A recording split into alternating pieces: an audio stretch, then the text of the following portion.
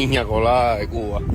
Bueno, dicen que por Matanza hay una buena allá por el Parque 12. Glamour Farándula, esta nueva página, este nuevo proyecto. Soy casi que parte del equipo y quiero felicitar en este 74 aniversario a todos los técnicos, especialistas y artistas que han sido parte de nuestra televisión cubana hace 74 años ya.